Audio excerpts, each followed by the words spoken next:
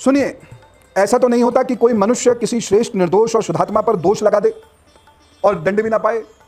आजकल कितना हो रहा है ट्रोलिंग, एक नया शब्द हमने सुना है, ट्रोलिंग। किसी पर भी आप दोषारोपण करना शुरू कर दीजिए, किसी पर भी करना शुरू कर दिए, दो चार उल्लू आपको पीछे पीछे चाँव चाँव करते हुए चल देंगे। कुछ दुष्ट लोगों को आनंद देता है, किसी की निंदा करने बैठ जाइए, बहुत सारे लोग बैठ जाएंगे इर्द गिर्द, लेकिन आप भगवान राम जी की बात करने इधर चला जाए, उधर चला, आपके घर के लोग नहीं बैठेंगे आपके साथ। जबकि प्रभु श्री राम क्या कह रहे हैं, ऐसे लोगों को आसपास भी मत रखना और दंड देना। एक और बात सुनिए, नर श्रेष्ठ जो चोरी में पकड़ा गया हो, जिसे किसी ने चोरी करते समय देखा हो, पूछताछ से भी जिसके चोर होने का प्रमाण मिल गया हो, तथा जिसके विरुद्ध चोरी का माल बरामद होना आदि हुआ हो, और भी बहुत से सबूत हो, ऐसे चोर को भी तुम्हारे राज्य में धन के लालच से छोड़ तो नहीं दिया जाता। कितनी गहरी बात।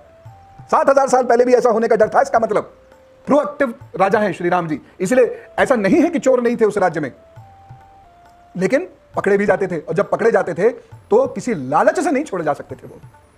मेरी बात समझ लेना, इतनी गहरी बात है। उसके बाद रघुकुल भूषण, यदि धनी और गरीब में कोई विवाद छिड़ा हो, बहुत ध्यान से सुनना, यदि धनी और गरीब में कोई विवाद छिड़ा हो और वह राज्य के न्यायालय में निर्णय के लिए आया हो, तो तुम्हारे बहुज्ञ मंत्री आदि धन और लोभ को छोड़कर उस मामले पर विचार करते हैं ना।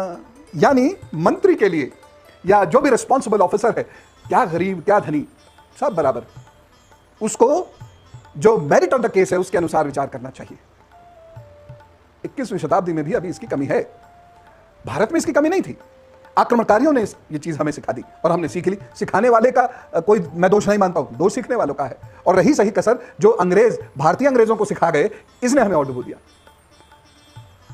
तो रूल ऑफ लॉ की बात कर रहे हैं, रूल ऑफ लॉ स्टैब्लिश होना चाहिए। और रूल ऑफ लॉ कैसे स्टैब्लिश होगा? जब मेरिट ऑफ द केस बचाएंगे। यह है राम राज्य। देखिए कितनी इंट्रिकेसीज हैं, और उसको कितनी सुंदरता के साथ श्री राम जी पूछ रहे हैं, पूछ कर रहे हैं, समझा रहे हैं, भरत देखो ये मत कर बचना।